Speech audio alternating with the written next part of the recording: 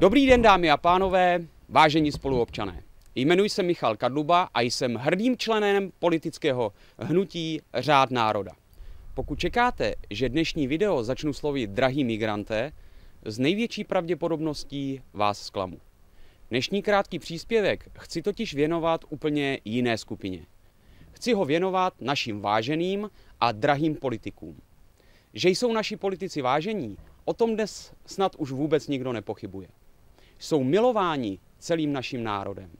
Vážíme si jich za to, jak jsou poctiví a pracovití. A především, jak srdnatě a neohroženě hájí zájmy nás a celého našeho státu. A proč jsem nazval naše politiky drahými? Hned vám to ukážu. Průměrná mzda obyvatele v České republice činí 18 000 korun čistého. A já se vás zeptám, kdo z vás tyto peníze má? Myslel jsem si to, ale pro lepší počty. Abyste si domů pro vlastní potřebu odnesli 18 000 korun, ve skutečnosti musíte vykonat práci v hodnotě 32 000, protože 6 000 na daních zaplatíte vy a 8 000 za vás a vaši práci do státní pokladny odvede váš zaměstnavatel. Souhrnem tedy každý měsíc do státní pokladny odvedete 14 000 korun. Za 45 let vaší tvrdé a poctivé práce zaplatíte na daních 7 290 000 korun. A pokud za těch 45 let tvrdé a poctivé dřiny nebudete příliš unaveni a opotřebováni, stát vám vrátí nazpět zhruba 1 milion v podobě důchodu. Ve skutečnosti tedy na daních odvedete 6 290 000.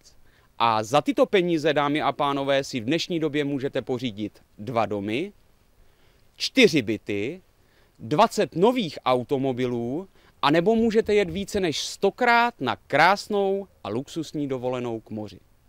Ale tyto peníze vy neodvádíte jenom tak. Těmito penězi si platíte skvělé zdravotnictví, vzdělání pro vaše děti, veřejnoprávní média, která vás včas a pravdivě informují o tom, co se děje nejen u nás, ale v celém světě. V neposlední řadě si těmito penězi platíte poctivé a pracovité politiky a hlavně, dámy a pánové, si těmito penězi platíte bezpečnost pro vás, vaši rodinu a vaše děti.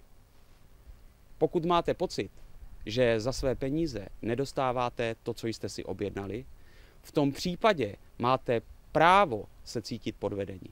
A proto pojďte společně s námi vlasteneckou cestou vystavit našim politikům tučný účet, protože toto jsou vaše peníze. Hezký den, Řád národa.